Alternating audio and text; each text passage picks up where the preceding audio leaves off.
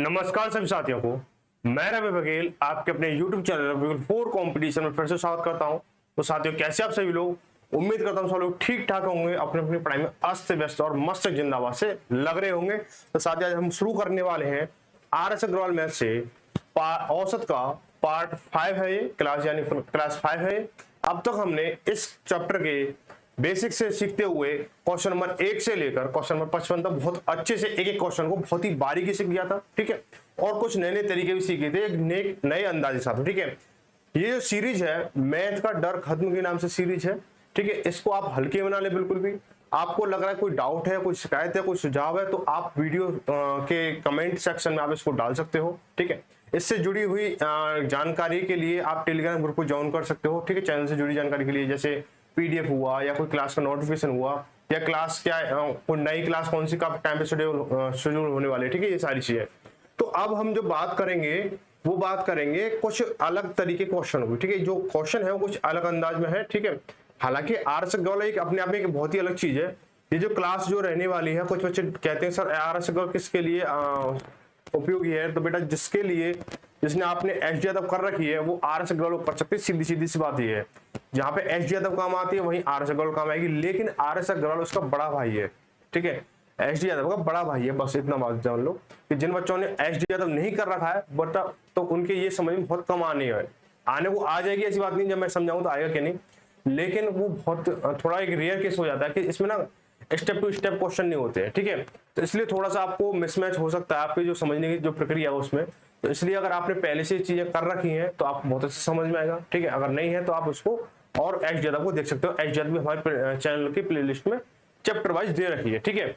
जिस बच्चों का जैसे औसत है, ठीक है, लाभ हानि है, परसेंटेज है, चक्रवृद्धि ब्याज, सरल ब्याज है, काम समय, रेलगाड़ी, चाल समय, दूरी, जो भी कुछ है वो सारी चीजें आपको SG यादव को करा रखा है। वहां पे आप प्लेलिस्ट में आके देख सकते हो, ठीक है। और जो बच्चे RS अग्रवाल करना चाहते हैं तो वो यहाँ पे जुड़े रहे।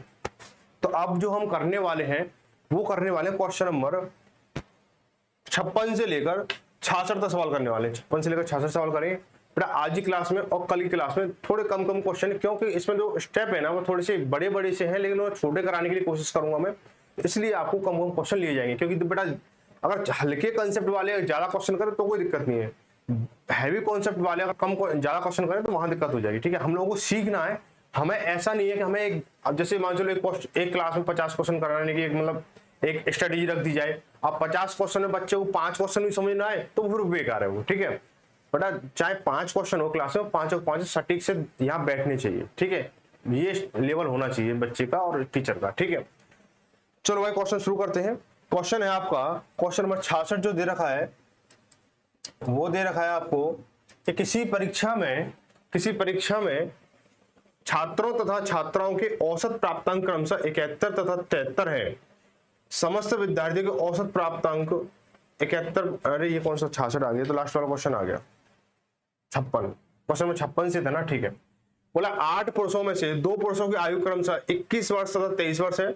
इनके स्थान पर 2 नए पुरुषों को लेने पर इनकी औसत आयु में 2 वर्ष की वृद्धि हो जाती है। तो दोनों नए पुरुषों की औसत आयु कितनी है ये बताना आपको, ठीक है। बहुत ही आसान सवाल है, इसको आप आसानी से कर सकते हो। अगर कोई डाउट रह रहा है या कोई समझ में नहीं आ रहा है तो आप इसको यहाँ पे सीख सकते हो, ठीक है। तो मैं पहले कोशिश करें इसे करने की कि आप इसे कैसे करोगे बहुत ही सरल भाषा में करने के लिए। तो देखो भाई, कुछ चीजें ना कंसेप्ट से हटके भी हो सकती है और कुछ चीजें कंसेप्ट के साथ भी हो सकती है और कुछ चीजें कंसेप्ट वाली ही हो सकती है, ठीक है। तो मेरा मानना यह है कि आपको एग्जाम में सिर्फ टाइम बचाना है, टाइम, उसके अलावा कोई और चीज नहीं बचानी है। बेटा आप कहोगे मैं पेंसिल बचा लूं या पेन बचा लूं, मैं लिखूं नहीं, तो बेटा वहां पर मामला गड़बड़ हो जाएगा। आप कहेंगे लिखना तो ही नहीं होता है, पेपर में गोला करना होता है। बेटा गोला भी जब करोगे ना या फिर एक क्लिक भी करोगे तो उससे कुछ लिखने के बाद ही करोगे, बिना लिखे नहीं कर सकते हो, ठीक है। तो वहां पर हमें सिर्फ टाइम बचाना होता है और बाकी सारी चीजें फुल स्पीड में चलनी चाहिए, ठीक है। सिर्फ टाइम ही मतलब हमें कम स्पीड में चलाना होता है, ठीक है। तो उसके लिए क्या करेंगे, चाहे तो अप्रोच हो, चाहे शॉर्ट ट्रिक्स हो, चाहे जो भी कुछ हो, चाहे कंसेप्ट हो, चाहे कंसेप्ट से जुड़ी हुई कोई चीज हो, वो सारी चीजों को हम लेके एक साथ कन्वर्ट करेंगे, ठीक है। तो हम करने वाले हैं क्या कि 8 पुरुषों में से 2 पुरुषों की आयु क्रम से 21 वर्ष और 23 वर्ष है। इनके स्थान पर 2 नए पुरुष ले लीजिए। जैसे कि आपके ग्रुप में 8 लोग हैं, उनमें से एक की आयु 21 वर्ष है, एक की आयु 23 वर्ष है, ठीक है। अब उन 2 को हटा दो, 2 नए ले लो, तो आप कहोगे आपके औसत में 2 की वृद्धि हो जाती है। आपके औसत में 2 की वृद्धि हो जाती है। तो उन नए पुरुषों की औसत आयु कितनी है बताना। तो सबसे पहले क्या करेंगे हम, ये देखेंगे जो दो ऊपर से जो हटाए हैं उनकी, अरे आज इस तो इनमें इंक ज्यादा गिर गई, इसको ज्यादा, अब इसको ना इंक हजम नहीं हो रही है, इसको मार्कर को इंक हजम नहीं हो रही है, इसको ज्यादा दे दिया डोज, और शायद कैप में भी भर चुका है। चलो धीरे धीरे सब बोर्ड पे आ जाएगा। बेटा जो लोग हटाए हैं उनकी आयु कितनी है बेटा, 21 और 23। जो लोग हटाए उनकी आयु ये है 21 और 23। ठीक है बेटा, अब इनको थोड़ा सा ध्यान रखें, इसको ये आपके हटाने वाले लोग हैं। ठीक है, अब मैं बात करूं किसकी, कि 8 लोगों का सदस्य था, ग्रुप था, उसमें अगर 2 लोग नए, इनको हटा के जब 2 लोग नए आते हैं तो कितनी की वृद्धि हो जाती है, औसत में 2 की वृद्धि हो जाती है। तो अब टोटल पे प्रभाव क्या पड़ेगा, 8 लोगों पे अगर 2 की वृद्धि हो रही है, यानी एक व्यक्ति के हिसाब से 2 वर्ष की वृद्धि हो रही है, तो बेटा कितने वर्ष की वृद्धि हो रही है, टोटल 16 वर्ष की हो रही है। ठीक है, अब 16 वर्ष की वृद्धि तो ये हो रही है। ठीक है, अब इतने के लोग गए तो इन सभी को मिला, तीनों को मिलाकर अगर मैं लोगों को, इन तीनों को मिलाकर जोड़ूंगा तो क्या होगा कि इन जाने वाले लोगों की आयु, ठीक है, और इसको वृद्धि को जोड़ लो तो आने वाले दोनों लोगों की आयु का मतलब योगफल बन गया। ठीक है, समझ रहे हो आपको, जैसे ये 2 लोग, तो इन 2 लोगों की आयु के साथ में 16 वर्ष की वृद्धि हो रही है कुल मिलाकर, ये कह रहा है सवाल। ठीक है, तो हम क्या करेंगे इसको कि 21 प्लस के 23 प्लस के 16, तो कितना हो जाएगा बेटा, ये 21 और 23 6 और 3 9 और 1 10, हाथ से लगी 1 और 1 2 2 2 4 और 2 6, यानी 60 हो गया। अब इनका औसत पूछा है, तो इनका नए व्यक्ति को औसत पूछा, तो नए व्यक्ति को औसत कितना हो जाएगा, आप बेटा पाओगे कि औसत 2 व्यक्ति है तो 2 लगा दो बराबर 30 वर्ष। 30 वर्ष कितना हो गया हमारा, ये तो ज्यादा, इसको तो लूज मोशन लग गया आज भाई, तो लूज मोशन हो गया आज। चलो ठीक है, ऑप्शन नंबर डी सही हो जाएगा। आगे देखेंगे, बोला कि ए बी सी तथा ए बी सी की औसत आयु 20 वर्ष है। ए बी सी की औसत आयु कितनी है, 20 वर्ष है। यदि ए तथा बी की औसत आयु 19 वर्ष हो तो सी की आयु हमें बतानी है। ठीक है, सी की आयु बतानी, बहुत ही अच्छा सवाल है।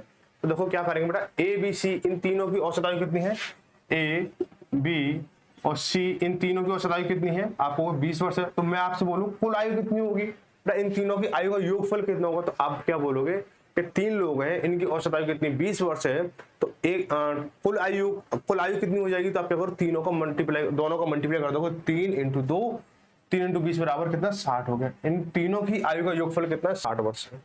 ठीक है, इतनी बात आई समझो। अब बोला कि ए प्लस बी का औसत कितना है, ए प्लस बी का औसत कितना है, 19 है। तो अब आप ये बताओ कि जब 2 लोगों की औसत आयु 19 वर्ष है तो उनकी आयु का योगफल कितना होगा, तो आप क्या बोलोगे कि 2 लोग हैं और 19 औसत है, तो 19 × 2 कर दो, तो यानी 19 दूनी 38, तो 38 का इनकी आयु का योगफल आ जाएगा 38। अब बेटा एक चीज बताओ, ये ए प्लस बी प्लस सी की आयु का योगफल 60 है और ए बी का आयु का योगफल कितना 38 है, तो अब मुझे क्या चीज सी चाहिए। तो इस वाली कंडीशन में ऐसे में ए प्लस बी को हटा दूं तो क्या सी बचेगा, मुझे समझ आ रहा है बात। ठीक है, यानी ये ए प्लस बी प्लस सी की वैल्यू है, ये ए बी की वैल्यू है, तो अगर इसमें से मैं इसको हटा दूंगा क्या मिलेगा, सी मिलेगा। तो बेटा 60 में से 38 से जाएंगे कितना, देखो 0 में से जाएगा नहीं, 10 में से 8 गया तो 2, या कितना जब 5 5 3 गया तो 2, यानी सी की आयु कितनी 22 वर्ष। सी की आयु कितनी है 22 वर्ष है। ठीक है भाई, आगे बढ़ेंगे, अगला सवाल बोला कि एक कक्षा के, हटा दें इसको, ठीक, क्वेश्चन नंबर 58, एक कक्षा के 16 लड़कों का औसत भार 50.25 है तथा तो शेष 8 लड़कों का औसत भार 45.15 किलोग्राम है। कक्षा में सभी लड़कों की औसत भार कितना, ये बताना आपको। ठीक है, कंसेप्ट पुराना है, पहले करा चुका हूं इस कंसेप्ट को, आराम से कर सकते हैं। जैसे बोला 16 लड़कों का औसत भार कितना है, 50.25 है, तो 16 लड़कों का औसत भार कितना है, 50.25 है, 50.25 है। ठीक है भाई, 50.25 हो गया। तो करेंगे अब इसको योगफल निकालेंगे, 16 लड़कों को टोटल निकालेंगे, तो हम क्या करेंगे, इसको 16 इसका मल्टीप्लाई करेंगे, तो 16 पंजे 80, हाथ से लगी 8, और 16 दूनी 32, 32 8 40, हाथ से लगी 4, फिर 0 है तो 0 का 0, फिर 4 हासिल काउंट हो जाएगी, यहाँ पे 4 हो जाएगी, और 16 पंजे 80। ठीक है, 1 2 2 के बाद पॉइंट, 2 के बाद पॉइंट लगा दो, यानी 804 हो गई। ठीक है, 804 हो गई, यहाँ तक आई बात समझ में। अभी तक हमने 16 लोगों का योगफल निकाला है। ठीक है, अब बोला है कि शेष 8 लड़कों का औसत भार 45.15 है, 45.15 किलोग्राम है। तो कितने के लड़कों का, 8 लड़कों का 45.15 है। तो मैं इनका भी योगफल निकालूंगा, सेम प्रोसेस। तो क्या करेंगे, इसको 8 पंजे 40 हासिल लगी 4, 8 एकम 8 और 4 कितना, 8 और 4 12 हासिल लगी 1, 8 पंच 40, 40 और 1 41 हासिल लगी 4, 8 से 32, 32 और 4 36, 2 का पॉइंट लगाओ, 2 का पॉइंट लगा दो, कितना हो गया हमारा 361.20 हो गया, 361.20 हो गया। ठीक है, अब हम क्या करेंगे इसको, हमें क्या बोला कक्षा में सभी लड़कों का औसत भार, यानी सभी लड़कों का औसत भार निकालेंगे भाई। चलो भाई 16 पहले थे, 16 पहले वाले ग्रुप में, दूसरे ग्रुप में 8 है, तो टोटल बच्चे बेटा कितने हुए, 16 और 8 24 हो गया। और यहाँ पर काउंट करेंगे कितना, ये 0.20 तो ऐसे आ जाएगा, ये 0.20 तो ऐसे आ गया। ठीक है, अब देखो 4 और 1 5 हो गया हमारा, और 6 का 6 आ जाएगा, 8 3 11, यानी 11 से 65.20, 11 से 65.20 हो गया। ठीक है भाई, अब हमें क्या इनका औसत निकालना, हम औसत निकालने क्या करेंगे, इसको औसत निकालने पदों का योगफल बटे पदों की संख्या, तो पदों का योगफल कितना 1165.20 अपॉन में कितना 24। ठीक है, अब इसको क्या करेंगे, शॉर्ट करने के लिए क्या करो भाई, इसको 12 से कट रहा है क्या ये, चलो 12 से कट रहा है, 12 से कट रहा है। ठीक है, 12 के 92, ठीक।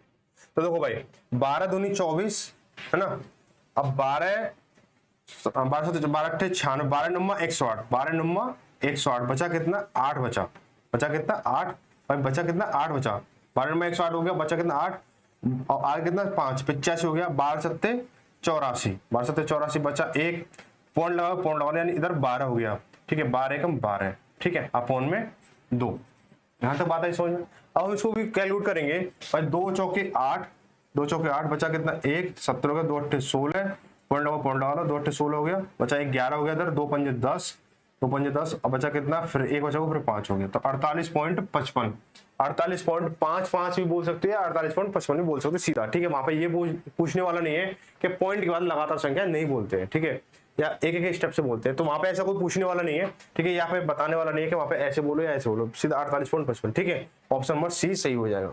आगे बढ़ते हैं, क्वेश्चन नंबर 59 देखेंगे। 59 में क्या बोला गया है, 59 में बोला गया है भाई कि 5 संख्या का औसत 10 है, 5 संख्या का औसत 10 है, कौन सी संख्या जोड़ी जाए कि औसत 12 हो जाए, औसत 12 हो जाए। देखो बेटा 5 संख्या का औसत कितना है 10 है, तो उनका योगफल कितना हो गया 50 हो गया, बात है समझ में। 5 संख्या का औसत कितना 10 है, तो योगफल कितना 50 हो गया। अब बोला कि इनमें कौन सी संख्या जोड़ी जाए कि इनका औसत 12 हो जाए, इनका औसत 12 हो जाए, यानी मैं इसमें संख्या 1 जोड़ूंगा तो टोटल ऑफ पद यानी नंबर ऑफ डिजिट ऑफ, मतलब जैसे 5 पद है यानी 5 संख्याएं, तो एक संख्या जोड़ दो तो संख्या कितनी होगी 6 हो गई, तो इनका औसत कितना बनना चाहिए 12 बनना चाहिए, औसत कितना बनना चाहिए 12 बनना चाहिए। तो उन संख्याओं का योगफल कितना होगा, यानी पहले 5 संख्या थी, उनका औसत 10 था, योगफल 50 हो गया। मैंने कोई भी एक रैंडमली कोई भी संख्या जोड़ ली, तो संख्या कितनी होगी, पहले 5 थी तो एक 6 हो गई हमारी, अब उनका औसत 12 हो गया। ठीक है, तो अब 12 6 72, उन संख्या का योगफल कितना 72 हो गया।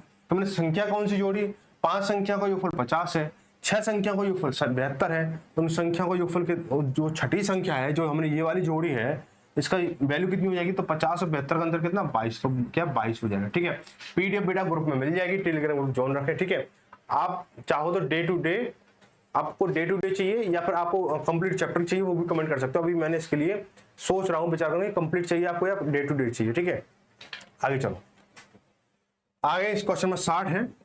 क्या बोला गया है, बोला गया है कि यदि 7 क्रमांक संख्या का औसत 33 हो, 7 क्रमांक संख्या 33 हो, तो इनमें से सबसे बड़ी संख्या कौन सी होगी। तो बेटा 7 क्रमांक संख्या 33 है, तो सब क्रमांक है ना, तो 7 लिखो पहले, 1 2 3 4 5 6 7। ठीक है, 7 हो गया हमारा, तो 1 2 3 4 यानी मिडिल नंबर ये है, तो औसत नंबर औसत कितना 33 है, तो मिडिल ये हो गया। तो सबसे बड़ी क्रमागत है, सम विषम कोई चक्कर है नहीं है, तो 33 सबसे बड़ी पूछी है, तो 33, अगली कौन सी 34 हो जाएगी, अगली कौन सी 35 हो जाएगी, अगली कौन सी 36 हो जाएगी। ऑप्शन नंबर क्या हो जाएगा डी, ऑप्शन नंबर डी सही हो जाएगा। ठीक है भाई, आगे बढ़ते हैं अगला सवाल, क्वेश्चन नंबर 66। क्वेश्चन नंबर 66 देखेंगे कि 4 क्रमागत संख्या का औसत कितना 27 है, इनमें से बड़ी संख्या कौन सी होगी। 4 क्रमागत संख्या का औसत 27 है, तो देखो 4 क्रमागत संख्या का औसत 27, थोड़ा समझना होगा इस चीज को। देखो 1 2 3 4, अब आप बोलोगे तो अब मैं बीच वाला नंबर कौन सा लूं कि 4 के अनुराग सम संख्या होगा 27 है। ठीक है, तो मैंने देखो 1 ये है, 2 ये है, 3 ये 4 है। अगर आगे से 2 हटाऊं, पीछे 2 हटाऊं, तो बीच में कौन सा नंबर आ रहा है? 27 आ रहा है। बीच में कौन सा नंबर आ रहा है? 27 आ रहा है। ठीक है, अब मुझे सम संख्या लेनी, तो इससे पहले वाली संख्या सम कौन सी होगी? इससे पहले वाली संख्या 26 होगी, इसके बाद वाली 28 होगी, इसके अगली वाली 30 होगी, और इसके पहले वाली, इससे पहले वाली 24 होगी। तो पूछा क्या है इसने? तो सबसे बड़ी संख्या कौन सी? सबसे बड़ी संख्या 30 है। ठीक है, ये कंसेप्ट मैंने आपको पहले सिखा चुका हूँ, आप अच्छे सीख चुके होंगे ये वाली चीजों को। ठीक है, अगर आपको डाउट है या कुछ भी चीज है तो आप इस चैप्टर का पार्ट 1 देख लें। ठीक है भाई, क्वेश्चन नंबर, ऑप्शन नंबर क्या हो जाएगा? बी सही हो जाएगा, 30। ठीक है, ठीक है भाई, आगे बढ़ते हैं। अगला सवाल है क्वेश्चन नंबर 62 को। थोड़ा बड़ा कर लेते हैं, इसको छोटा दिख रहा है।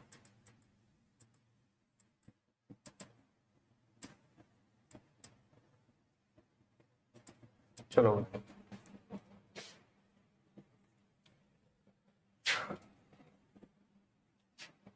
बोला 5 संख्याओं का औसत 306.4 है, 306.4 है। ठीक है, इनमें से पहली 2 संख्या का औसत 431 है और अंतिम 2 संख्याओं का औसत 214.5 है। तो तीसरी संख्या कौन सी है? मैंने आपको बता रखा है, अगर 5 संख्या दे रखी है, प्रथम 2 दे रखी है, अंतिम 2 दे रखी है, तो बेटा बचेगी कौन सी? बीच वाली बचेगी। ठीक है, अगर ऐसे आपको बोल रखा है प्रथम 5 संख्या है, सॉरी 5 संख्या का औसत ये है, प्रथम 3 संख्या का औसत ये है और अंतिम 3 संख्या का औसत ये है, तो भी एक्स्ट्रा नंबर कौन सा काउंट होगा? बीच वाला ही काउंट होगा। जो संख्या पूछेगा वही काउंट होगा। मैं आपको समझा चुका हूँ वो सारी चीजें। ठीक है, तो हम क्या करेंगे, इसको देखेंगे। 5 संख्या का औसत कितना है? यहाँ पे लोग 5 संख्या का औसत कितना है? 306.4 है। तो इनका योगफल कितना हो जाएगा? तो काउंट करो कि 5 चौक 20, हाथ से लगी 2। ठीक है, हाथ से लगी 2, और 5 6 30, 30 और 2 32, हाथ से लगी 3, और 0 है तो 3 का 3 हो जाएगा, और 5 या 15, एक के बाद पॉइंट, एक का पॉइंट लगा, यानी 1532 हो गया। ठीक है भाई, आगे बोला कि पहली दो संख्या का औसत कितना? 431 है, 431 है। तो इनका योगफल कितना हो जाएगा बेटा? कि 2 एकम 2, ठीक है, 2 3 6 और 2 चौक 8। ठीक है, फिर बोला अंतिम 2 संख्या का औसत कितना है? अंतिम 2 संख्या का औसत कितना है? 214.5 है, 214.5 है, 214.5 हो गया। ठीक है, अब हम क्या करेंगे, इसको इनका योगफल निकालेंगे। तो 2 पंजे 10, हाथ से लगी 1, और 2 चौक 8, 8 और 1 9 हो गया हमारा। फिर क्या है? 2 एकम 2 हो गया हमारा, और 2 दूनी 4 हो गया। ठीक है, 2 दूनी 4 हो गया, एक के बाद पॉइंट है, एक का पॉइंट लो।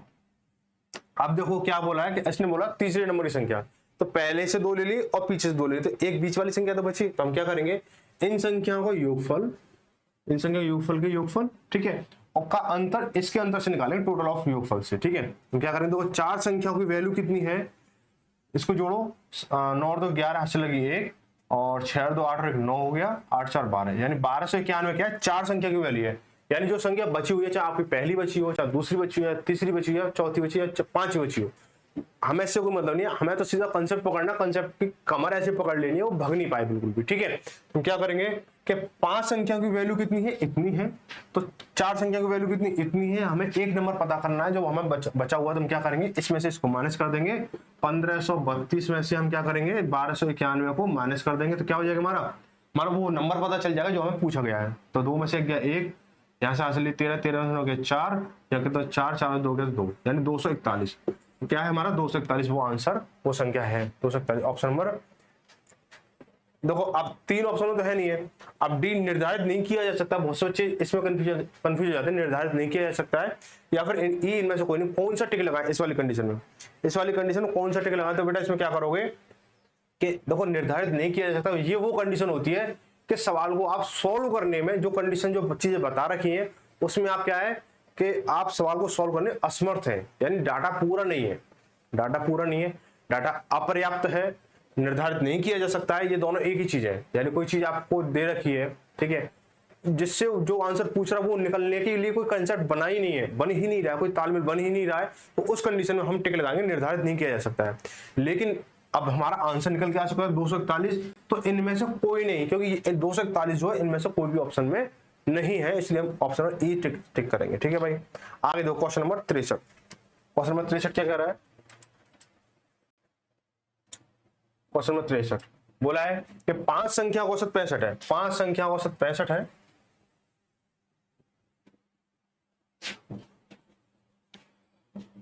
5 संख्या औसत 65, इनमें से प्रथम 2 संख्या का औसत 81 है, अंतिम 2 संख्या का औसत 38 है, तो तीसरी संख्या क्या होगी? तो ये बता दो बेटा, सीधा सीधा सवाल है।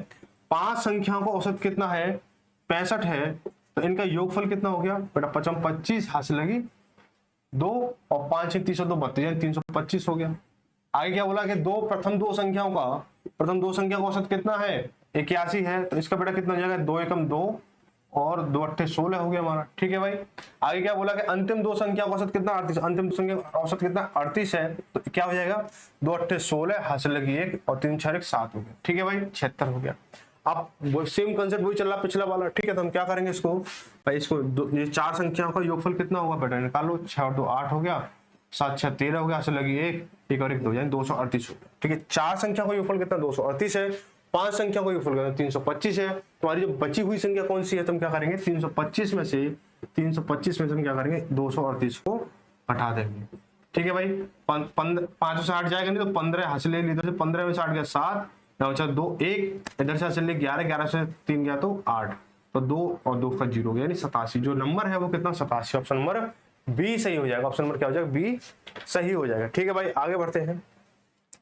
Question number 64। क्वेश्चन नंबर 64 में क्या बोलेंगे? अरे क्वेश्चन नंबर 64 देखिए, बोला है कि 13 संख्या का औसत 68 है, इनमें से प्रथम 7 संख्या का औसत कितना हो? 63 हो, और जबकि अंतिम 7 संख्या का औसत कितना? 70 हो। तो 7वीं संख्या ज्ञात करनी है। ठीक है, तो इसमें तो कोई नई चीज है। वहां पे एक संख्या कम काउंट करवा रहा था, यहाँ पे एक संख्या ज्यादा एक्स्ट्रा काउंट करवा रहा है। ठीक है, हम क्या करेंगे कि 13 संख्या का औसत कितना है? 13 संख्या का औसत कितना? 68 है। 13 संख्या औसत 68 है, तो क्या हो जाएगी? इसकी वैल्यू क्या हो जाएगी कि 13 अट्ठे 104, 13 अट्ठे 104। ठीक है, हासिल लगी 10 और 13 छिंग 78, 78 और 10 कितना? 88, 884 हो गया। कितना? 884 हो गया। ठीक है भाई, यहाँ तक आई बात समझ में? यानी हमने 13 संख्या का योगफल निकाल लिया। ठीक है, 13 संख्या योगफल निकाल, बोला कि प्रथम 7 संख्याओं का औसत कितना? 63 है। इसका योगफल निकालेंगे तो 7 के 21 हासिल लगी 2 और 7 छिंग 42 2 44। ठीक है भाई, अब आगे बोला कि अंतिम 7 संख्या का औसत कितना? 70 है। अंतिम 7 संख्या का औसत कितना है? 70 है, तो बेटा इनका योगफल कितना हो जाएगा? तो 7 7 49 आप होगा 490 हो जाएगा। ठीक है, फिर ऐसे काउंट करो। यहाँ पे देखो, देखेंगे कि ये कितनी हो गई? 7 7 14 संख्या हो गई। यहाँ कितने हो गया? 1 और 9 4 13 हासिल लगी 1 8 4 4 8 8 8 और 1 9 यानी 9 से 31 हो गया। बेटा यहाँ पे संख्या 13 थी, यहाँ पे संख्या आ रही है 14 आ रही है हमारी। तो बेटा कौन सी संख्या एक्स्ट्रा हो रही है? जो पूछी गई वही संख्या एक्स्ट्रा हो रही है। ठीक है, तो क्या करेंगे कि इसमें से इन दोनों का अंतर, मेन चीज इन दोनों का अंतर रहेगा।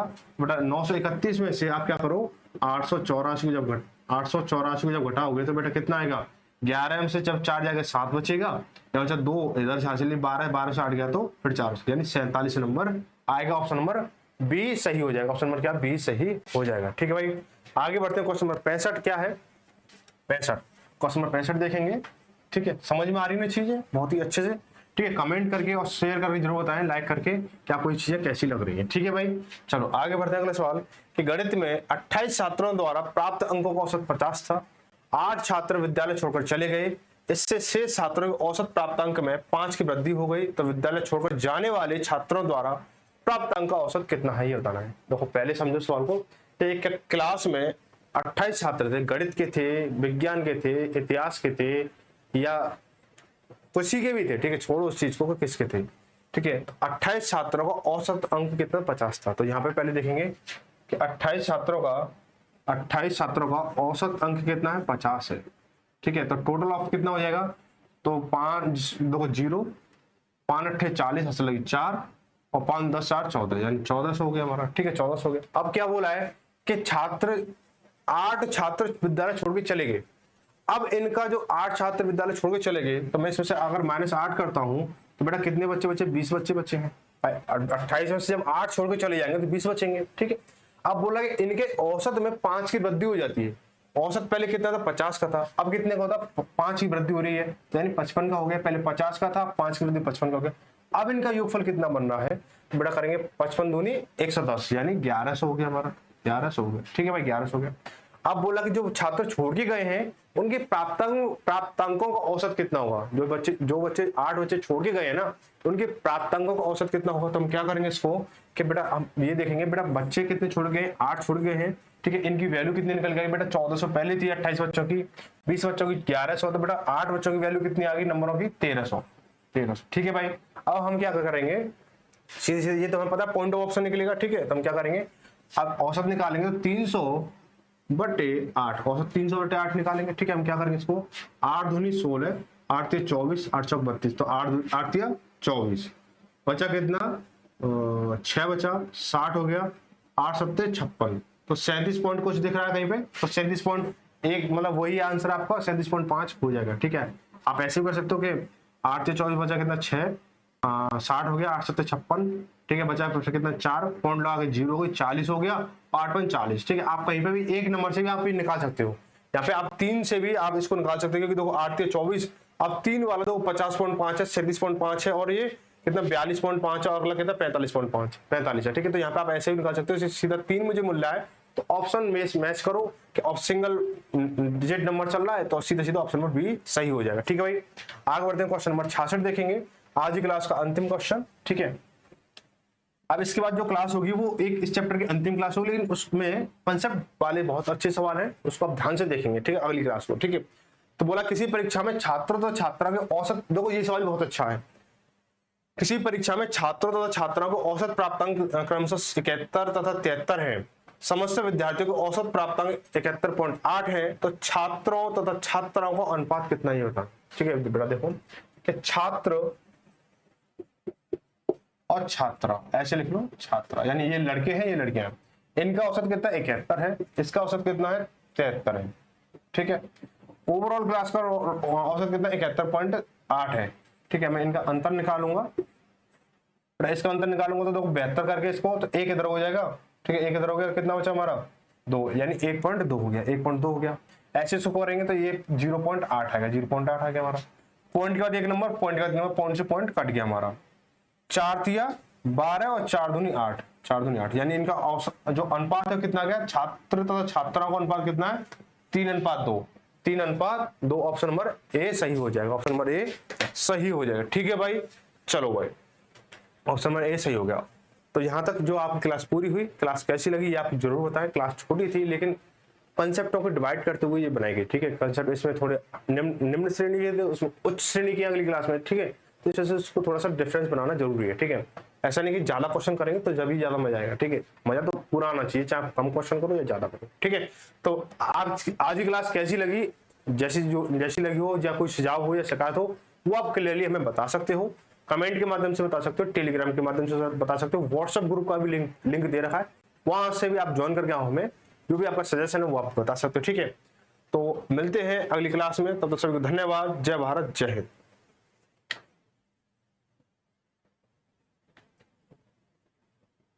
क्या हुआ, अरे